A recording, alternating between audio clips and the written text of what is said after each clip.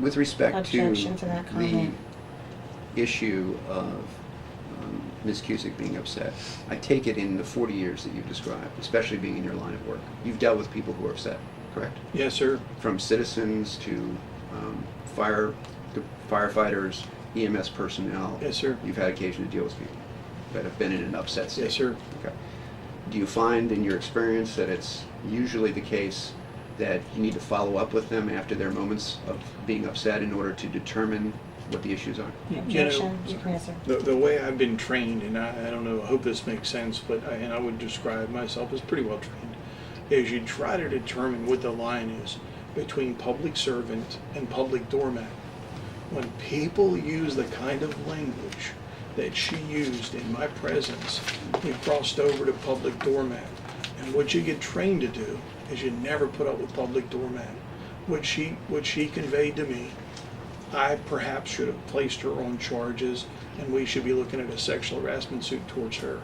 Her professional demeanor left, and again, she was very upset. She was visibly shaken. But when you have folks that go through that type of a process, you usually let them go through their tirade, and then I hate to say it, and I hope this doesn't hurt your feelings, but then you forget about it. If it wasn't for the collection of my watching her demeanor and inability to fit in at all with me, I would have done the same. But my way of resolving it was to take it to the city attorney general, and I got to admit, I've not had another person describe them in that type of language or with those types of words, or have expressed that level of discontent about what their mothers are. Mm-hmm. Okay, so if I'm understanding your testimony correctly, the meeting where Ms. Cusick is upset Yes, sir.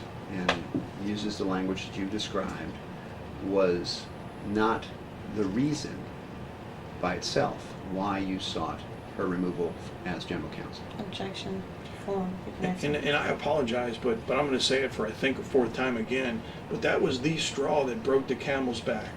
When she disrespected me and the senior leaders of that organization, when she used the language that she used, when she lost total control of her composure and any professional credibility whatsoever, I made the call that afternoon to meet with the Attorney General, and within 1 or 2 days, I was in Linda Singer's office going over a myriad of constant behavior that looked like that, even the messages that she had sent nights and weekends on my cell phone rather, and the email account, their city accounts, was ridiculous. Quite frankly, ridiculous. But you don't have copies of those.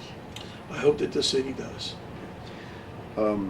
When you met with Linda Singer, what exactly did you tell her? I began the discussion about where I was at with the general counsel, and I found it very interesting. Both her and David Rubenstein had some indication as to the demeanor, the lack of professionalism, the crudeness, comments that she had been making and the demands that she'd been making upon me. And the discussion went something like whether I would, within about 20 minutes it was agreed upon that she would be transferred. I wouldn't have to continue to put up with the harassment that she was providing in the hostile work environment that she was putting me through. But in fact, she would be moving to another agency, and pretty much they agreed that they were going to tell her that day. Okay, you said that Ms. Singer and Mr. Rubenstein had some indication of Ms. Cusick's demeanor. What gave you that impression? They vocalized, as I'm describing the fact that I needed relief from this assignment, I needed to get a different person that I could work a little closer with. They both concurred that she needed to probably move on. And what was the basis of their knowledge of Ms. Cusick's activities or demeanor? Objection. No clue. You don't know? Clueless. Okay, so you hadn't spoken to them in detail prior to the meeting? No, sir. And when you say that Ms. Cusick was harassing you, what do you mean by that? making demands, Now pretty what- much telling me that she would be at various meetings, that she was part of the executive staff. How dare I not include her in those meetings, that she was going to be in those meetings.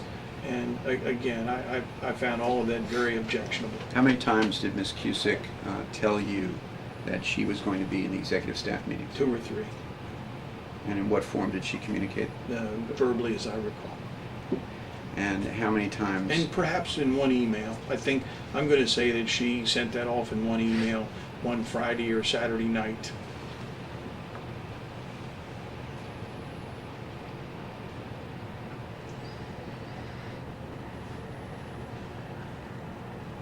And when you say that Ms. Cusick was providing a hostile work environment for you, what are you referring to? I've never had the opportunity to be belittled, demoralized, and spoken to as she did that day in her office.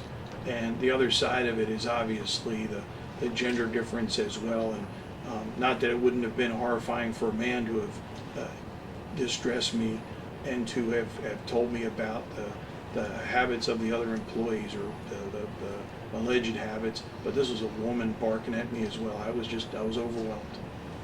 I've never experienced anything quite like that. Did Ms. Cusick, in the meeting that you're describing where she was upset, did she refer to you personally in any derogatory fashion? Not that I recall.